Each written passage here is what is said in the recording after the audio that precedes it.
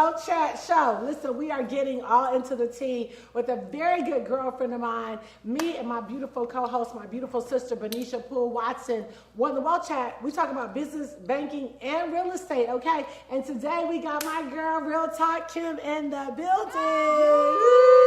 I'm so glad to be here. Thank you. I love girl bosses for starters. I know.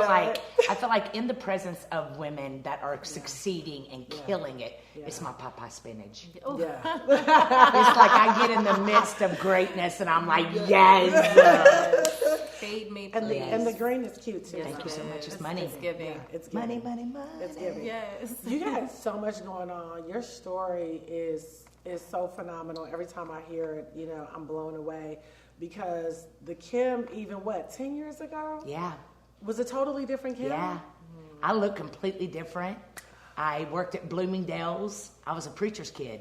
Wow. And so I was raised, you get a divorce, you're going to hell on a slip and slide. And after 18 years of marriage, Wow. I went through a divorce and I thought, man, I'm never going to recover. And then on top of that, I was in special ed my whole life. Wow. So I was, what am I going to do? I'm over here moving back in with my mom and dad and my two sons. But something flipped about a year into me being at my mom's house. One day I was laying on my bed and Christians, we pray about everything. We think God is a genie in a bottle. I was like, take this pain away from me. And it was like, man, something hit me. It was like, I can't take it away. You got to get up and walk away from it. Wow. And at that moment is when I started flipping the flow.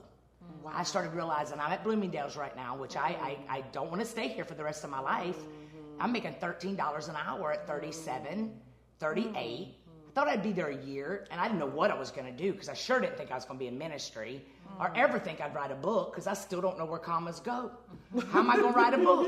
I've written 5 in the last 10 years. Wow. So it was just believing in myself. It was realizing that I'm not going to stay where I'm at. I'm not going to live with my mom. I'm not going to marry a man just to take care of me. I know there's something inside of me because thieves don't rob empty vaults. Come on. Like that devil ain't after you. That spirit of defeat is not after you because you're weak. Right. It's because there's something inside of you that punk devil don't ever want you to see. So he's getting in your mind, making you feel like you're not good enough. Real talk. So, buddy, look, one thing about going to hell is you come out on fire. You lose everything, you ain't got nothing else to lose. Right. So you just get up and go for it. And that's what I did. I got up and went for it. And I just started, look, if I fall, I'll get back up again. I lost dignity. I lost my dignity. I lost my self-worth. I lost my man.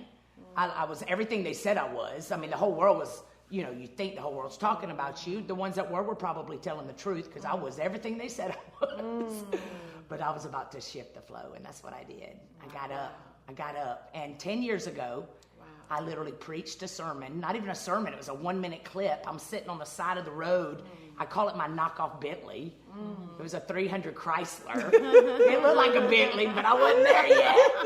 And that thing was overheating one day, and I just had been getting so delivered, man, because I was determined. I'm not staying defeated. I'm not going to be a statistic. My kids are not going to turn out like every other divorced child, feeling sorry for them and letting them just know I was going to change it. So I'd put on, people that inspired me. I'd put on mentors in my ears. I was driving an hour to work and an hour coming home. And I began to believe what they were saying to me. I believe everybody has a voice. Yeah. My voice back then was T.D. Jakes. Wow. And I would just listen to him, get up, what are you doing? And I just started looking at myself and changing it. And here we are today, man. Wow. First millionaire in my family. 10 years, written 5 books. Wow. Pastoring a church, which women couldn't preach. And now I'm pastoring a church that's God is blessing. Wow. And I'm just so thankful. Now, what was that video about that you made? Girl, that video, I was sitting in the car with the smoke coming out of my car on side of 75, people flying by me, and I just thought, I was sitting there thinking, man, I'm still so blessed because I still have a pulse, which means you got a plan. And I saw that smoke coming out, and I was like, God, you think of everything. You've given me my own smoke machine. And I took my phone out, and I said, hello, awesome people. Are you sitting on the side of the road feeling like God's forgotten about you, that your mistakes have created a finale in your life? You want to give up, but you ain't going to give up, something like that. And I pushed upload and that thing went viral. Wow. And that's when my whole world shifted. I still stayed at Bloomingdale's for another 2 years, but people started knowing Real Talk Kim. Real Talk Kim was birthed. Wow. And so how often did you start posting? Every day I would leave my house, even if I wasn't working, and I would go sit in a cul-de-sac, but every day I would put up a 1-minute video. Really? I would get dressed every day, consistency. And that's how Real Talk started. Birth. Okay. And it was just motivation. It was just literally like everything I was feeling, I was talking about. Wow. Every single thing. It wasn't, see, we wait until we get it all together to start talking. Come I was like, no, on. we're going to talk in the middle of the hair. Come on. Because there's something about the I call it anointing, that is on your life when you're making it through something and you ain't got it yet. You ain't there yet, but you feel it. It's in your bones. And if you start talking about it, then all these people are gravitating because they all going through it too. Yeah. And so every day I did it. Every day, even Sundays. I'd put up a 1-minute video. Wow. With my mohawk self, sitting in the car with them big old glasses. That's how Preachers of Atlanta found me. Was those videos. The video. That's how. Wow. So God is in strategic movement. Yeah. He's never going to work the way we think. Yeah. All he needs you to do is be fearless. Yeah. And just trust him, even when you can't see it. And when you start moving, he starts putting his I am with your impossible. And then mountain moving miracles take place. And what would normally take 20 years takes 5. Come on. Because all you need is that endorsement of God saying, okay, I've watched you grow. Yeah. You ain't never going to take credit for what I'm about to do in your life. Exactly. You're going to always keep a good heart. Yeah. You're going to always reach back down and pull people up. That's how he is. And he will open the windows of heaven. I live off of that scripture, Amos 9:13. Yeah. It says it won't be long now. God's decree said things are about to happen so fast. Your head is about to spin blessing upon blessing. You won't be able to keep up. That's just how he rolls. Yes. So strong. Did you always see yourself as a girl boss? Because I know back then, you were still employed and all that. So even then, you saw yourself. Jewel, I was an interior designer in Orlando. Like, I literally told people I could make drapes and they believed me. And I baked. Wow. I made my first 6 figures in my previous life with my ex. Wow. I went and got me a whole bunch of designers and made them work, and I'd sit on the beach just taking calls. I killed it. I crushed it. Got me workrooms. I mean, I got painters. I mean, I had a whole... So I always knew I was a girl boss. It was always... I was selling suckers. My mom and daddy would take me to Shoney's on Sunday nights, because that's what Christians do. We eat late after church. And we'd be sitting in Shoney's, and I would always take my little satin purse. Wow. And while they were over there ministering to the people of the church, I was stuffing my bag with suckers. Oh, wow. And I would take them to school and sell them for 25 cents. Right. Mimi would be like, where you get your money from? I'm like, Shoney's free suckers. So I always knew I'd always win. Yeah.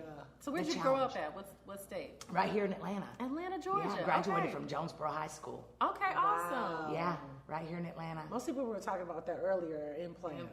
Nope. Yeah. My daddy has always pastored here in Atlanta. Wow. We moved here when I was 6. Wow. But there was nobody in my family that had ever done. I mean, the religion that I was raised in, women, you were a wife. My mother, literally, when my dad died 3 years ago, leaning over my daddy, she said, baby, serving you was the greatest assignment of my life. But my mom was a wallflower. Wow. And I remember thinking, I ain't never going to do that. And therefore, I ran off every man that I was ever with. I don't need no man. I woke up one day to have one. I was like, wow. Now we've shifted that, now We we're... must shift back. Yes, we but That I don't always last knew. long. No, I want a man. I want a good man that's going to love me and celebrate. And so I knew that I wanted one. I just was scared that if he knew I was weak, he would treat me like my dad treated my mom, which wasn't bad. She just was a wallflower. When he died, she began to write. She wrote a book. Wow. She's 76 years old and just bought her a high-rise condo by herself. Works out every day of her life. What? And the life. Yes. Oh, and she's Mimi like, is killing it. she came alive after he died. Oh, wow. So I never wanted to be like that. Yeah. I don't want to come alive when it's too... Me neither. I don't want to be alive right now. Me Right, too. yeah. Like, I want to live. I want, and I do. Yeah. I live. Yes. Well, guys, we need to take a break, but we don't Are we have on to. the break Should we keep already? going? The break? We got to stop? we Okay, we got to take a break. okay. We got to take a break. All right, so listen, guys, the Wealth Chat, we are going to take a break. We will be right back.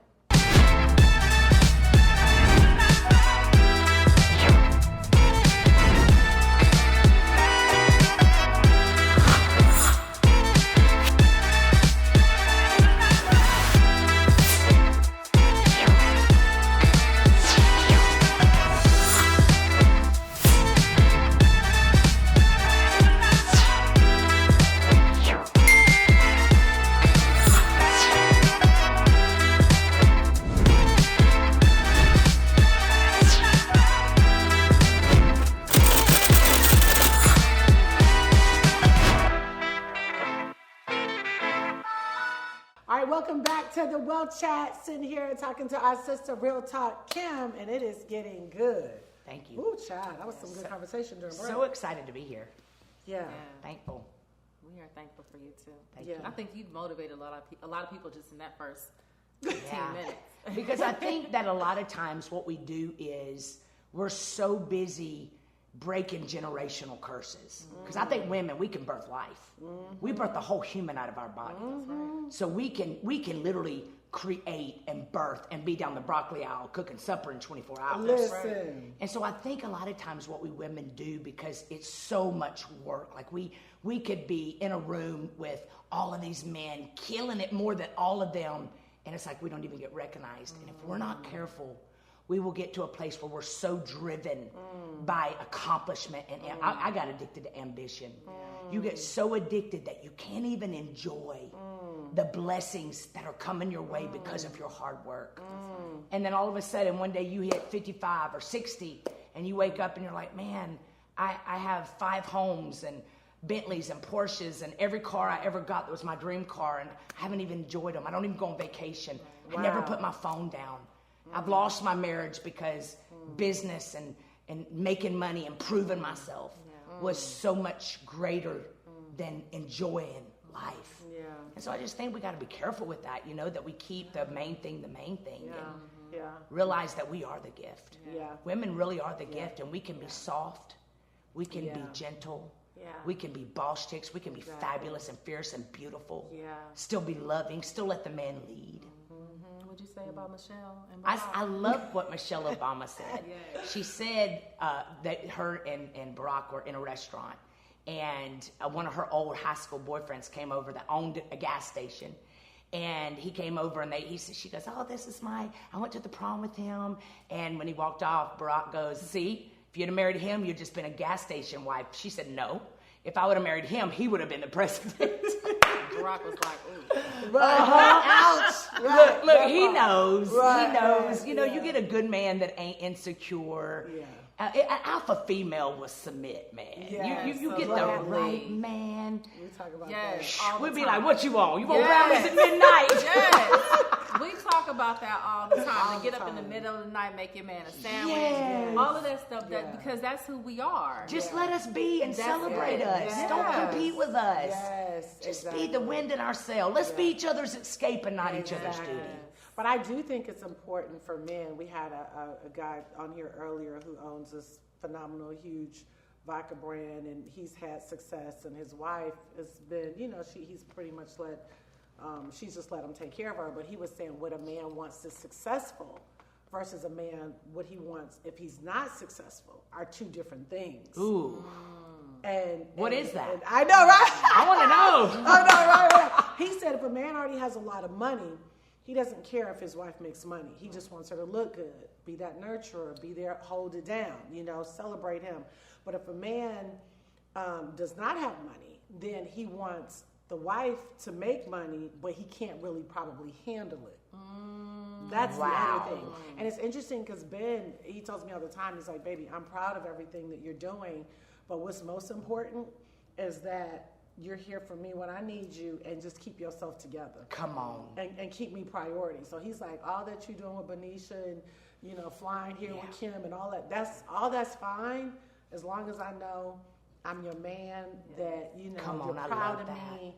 But if you decided I'm not making any more money, I'm not doing anything else, he's like, just keep looking good. You know what?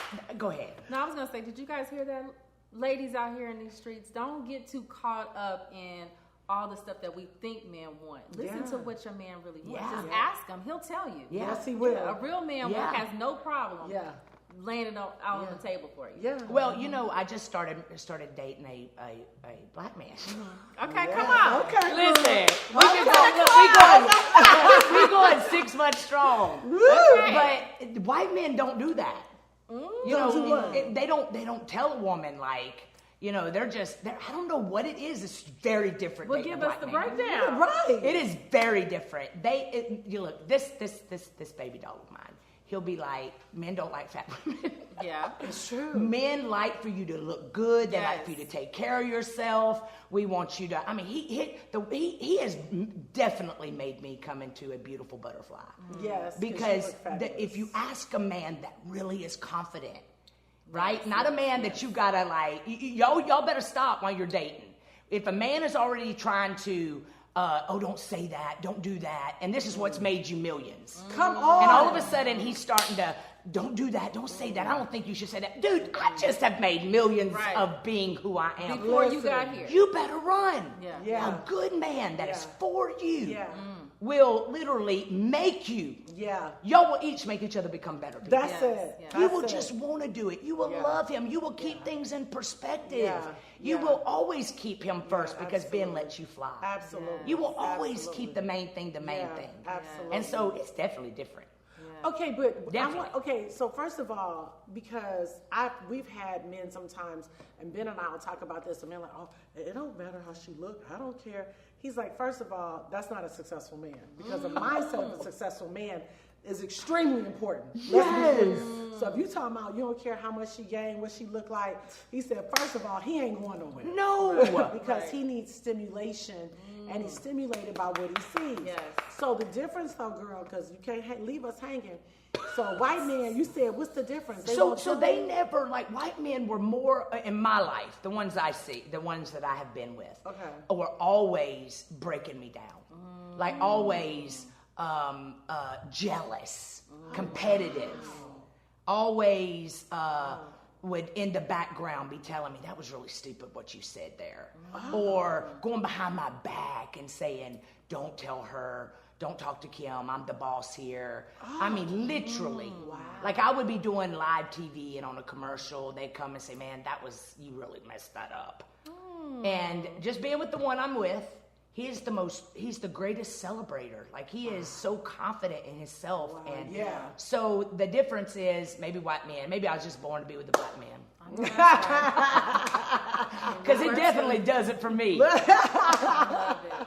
I love that. You were with me when I walked through my divorce 4 years ago, remember? Yeah, absolutely. And I remember it was like you and Dr. Dee and Holly were so influential in my life, just in that making me look at things differently.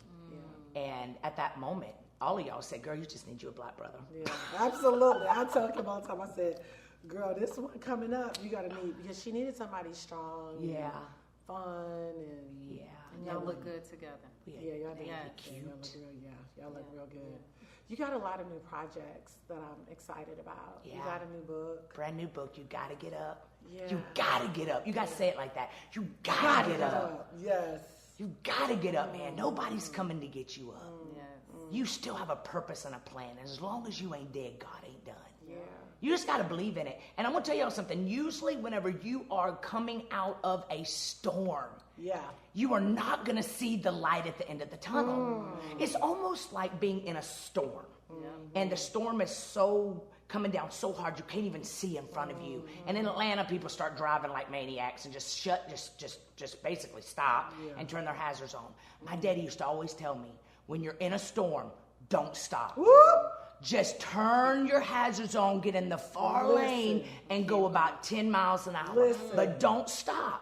Because the storm that you want to get out of ain't going to end until you keep going. Come on. And so that's how life is. You may be in the fight of your life right now. You may be a single mama struggling. These kids ain't going to be small forever. Right? That you are not going to be unloved forever. You are not going to be in the healing process forever. You're not going to be on those food stamps forever. But Romans 8:28 says, it says that God is working all things together. So if you're at a place that you hate right now, you better stop praying for God to get you out of it and start praying, God, let me learn whatever I need to learn here. Because your greatest pain is the platform that God's going to elevate you. There's bestsellers in that book that you're going to write because you walked through something that should have killed you, but it didn't. You are that person in your family that the whole family's going to look at and say, this one broke the generational curses for me. This one did some things everybody was scared of. There won't even be anybody in your family most of the time supporting you. They're going to be the last ones to support you usually. They'll be the last ones to buy your book because they know you. But But God will send complete strangers to back your business. Come on. The biggest supporters. Yes, they don't even know who you are. Right. Yeah. But it's because they see in you something that nobody else does, because they just see you in the healed version. Yeah. Yep. So you just got to keep moving, man. You can't stay stuck. When you quit, you just quit in the middle of that thing that you hate. And there's definitely a bestseller in you. Yeah. When you've walked through something that you thought was going to kill you and didn't, you can bet your behind. There is some greatness on the inside of you that God said, I trust you. You're like, stop trusting me. He's like, but I do.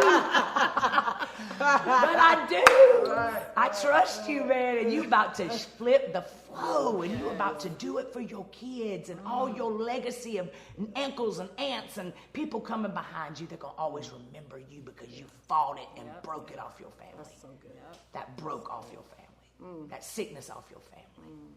You were the one. They said wouldn't make it. You were the black sheep of your family, and look at you being the goat. Yeah. That's how it works. I love it. That's how it works. So she's got the book out. You got to get up. Gotta get up. Y'all can get it on my website, realtalkkim.com. And then you have a mentorship I have an program. RTK Inner Circle, Yeah. which is something I started 3 years ago. Right after my divorce 4 years ago.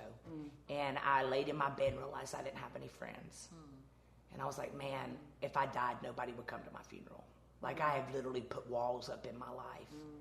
And I was so focused on career, ministry, business, making it, ambition, that I ain't got no friends. And there was nobody to understand what I was walking through because nobody in my family had ever walked through it. And I said, God, if you ever trust me with the mentorship program. I didn't know what that was going to look like, but I just said, just let me know when. And 3 years ago, I wanted to do it 3 years prior, and God was like, you ain't ready. And he let me start it 3 years ago, a month before the pandemic started. And so that baby took a life of its own. Perfect timing. And perfect timing. God's timing's always perfect. Yeah. So you could have a dream 20 years ago and still not see it in fruition. But God put that dream there, and it's going to happen if you will do it. And so, I built this RTK Inner Circle every 6 months. As many of them that can comes to Atlanta to Limitless Church, and I just have some great people pour. I'm going to have get y'all in there and just talk, man, to these women that are starting over, because God gives you what you were. Right. So that you can breathe life into them and help them fly. And now they're flying, man. These people are flying. So thousands of us. And every Monday night I get on and just pour into them. So the RTK Inner Circle's a community that I'm really, really, really in love with. I love those people. I got their backs. Now, how do they join if they want to join?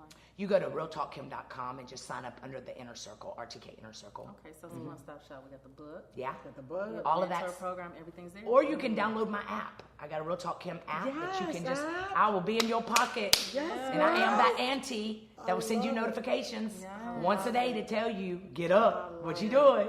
Why you laying in that bed still? Why you eating them ho-hos scratching your behind? Get up.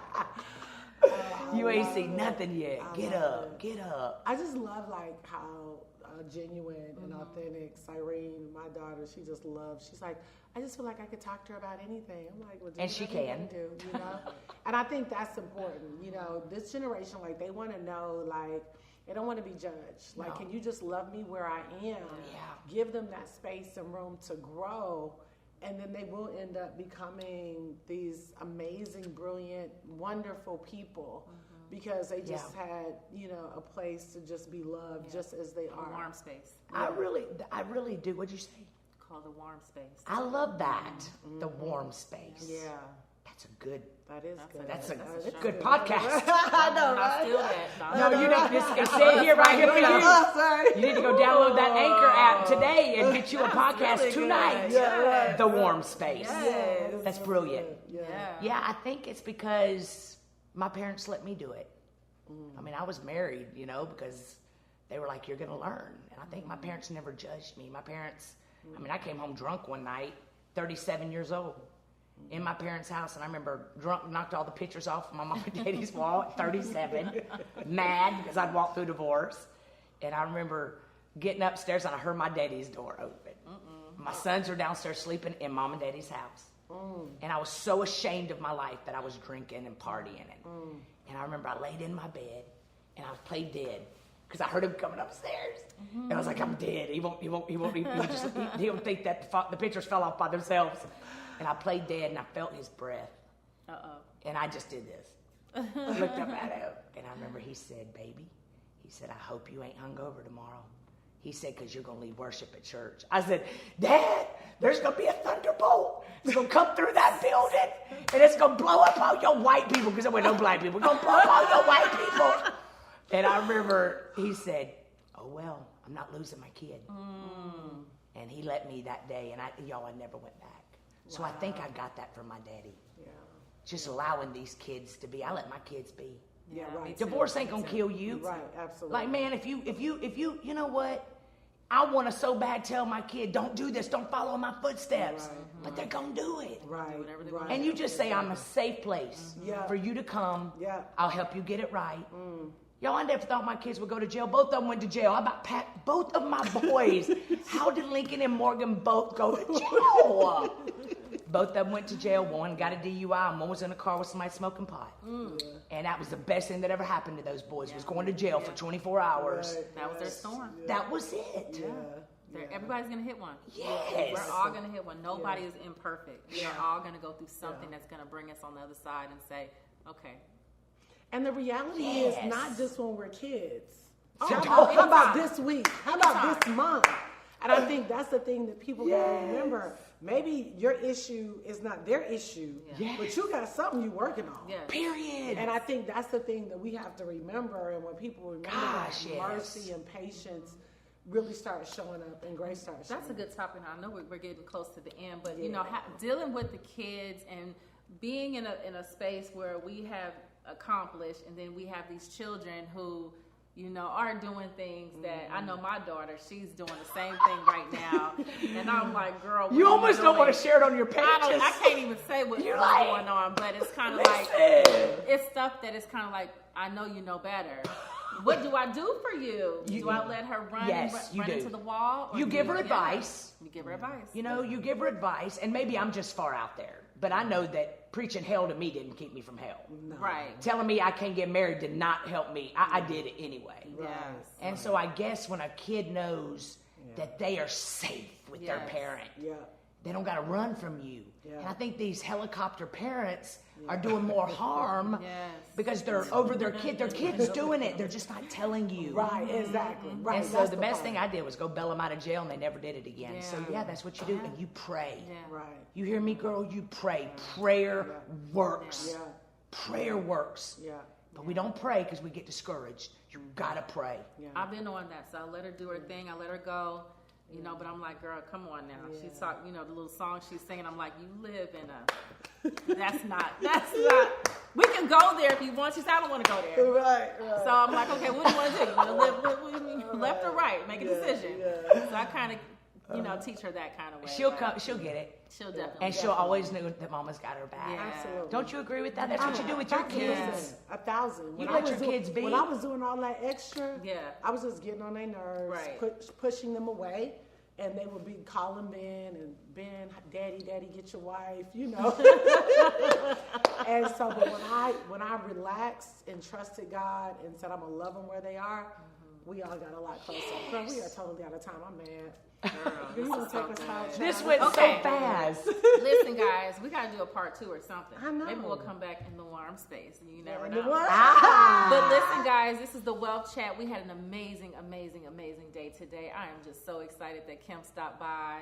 Yeah. Please subscribe to our page, hit like, make a comment. If you want to hear something or see someone, let us know. Yes. We are the Wealth Chat. It's myself, Benicia Poole Watson, and Joel Tankard, and the Real Talk Kim. Yes. Thankful to be here. Yes. Proud of you guys. See you later, guys. Love y'all.